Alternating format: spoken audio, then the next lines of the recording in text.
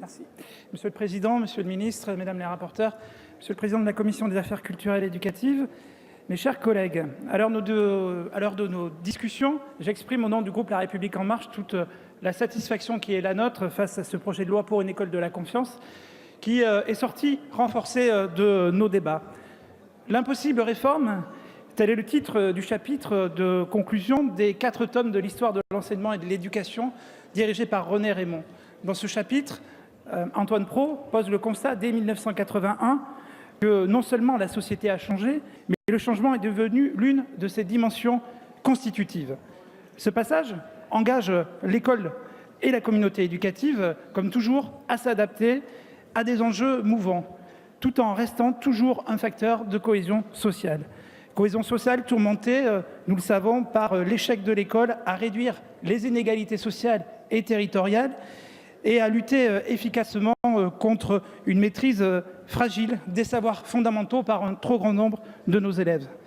Aussi, ce défi oblige à considérer l'ambition de l'école de la République dans une double dimension, celle de l'élévation du niveau général et de la justice sociale. C'est tout l'objet de ce texte qui nous a été présenté. Au cœur de cette exigence, la confiance. La confiance placée comme l'allégorie d'un dispositif visant à unir les familles, les élèves, les professeurs et l'institution.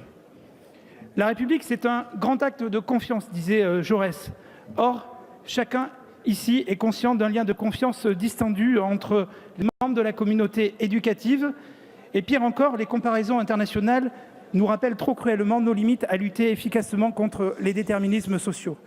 À travers ce projet de loi pour une école de la confiance, la promesse républicaine d'une réussite pour tous les élèves sur tous les territoires doit nous guider. Et la confiance s'érige ici comme un vecteur de réussite.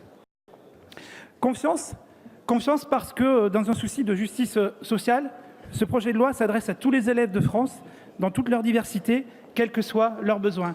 Il s'adresse à ceux qui, issus des milieux fragiles et vulnérables, pourront bénéficier de l'instruction obligatoire à partir de 3 ans. Il s'adresse à ceux de Mayotte qui pourront désormais s'appuyer sur un rectorat en propre sur leur territoire. Il s'adresse à celles et ceux qui, entre 16 et 18 ans, sortent du système éducatif sans maîtrise suffisante des savoirs fondamentaux et qui, grâce au projet de loi, seront prises en main pour bénéficier d'une formation adéquate. Il s'adresse enfin aux enfants, aux élèves qui sont en situation de handicap et qui seront à présent mieux intégrés dans la société grâce à l'école de la République qui se doit d'être totalement inclusive. Faut-il redire encore combien l'instruction publique est cause de prospérité matérielle et morale pour la société? Ce sont là les mots prononcés par Paul Berthe, député de Lyon en 1880. Ce projet de loi pour une école de la confiance, en garantissant à tous les élèves de la République, à tous les élèves de France, davantage de justice sociale, tend définitivement vers cela. L'élévation du niveau général est une autre dimension majeure de ce texte. Et pour ce faire, nos professeurs en restent les principaux artisans. C'est avec eux, c'est grâce à eux, que l'école de la confiance et l'élévation du niveau général seront possibles. Cette élévation passe ainsi par des mesures fortes du projet que notre majorité salue.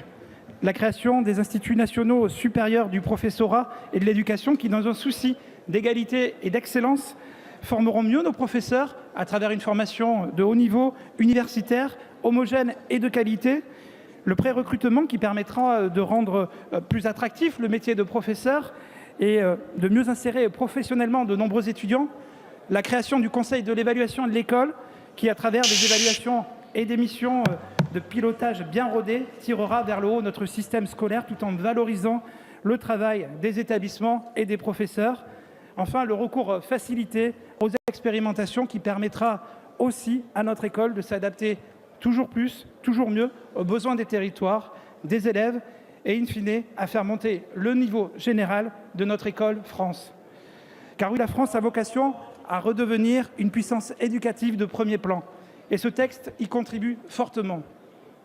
En associant tous les membres de la communauté éducative à cet objectif, ce projet de loi pour une école de la confiance fixe le cadre dont nous avons besoin pour satisfaire et à une élévation du niveau général et à plus de justice sociale.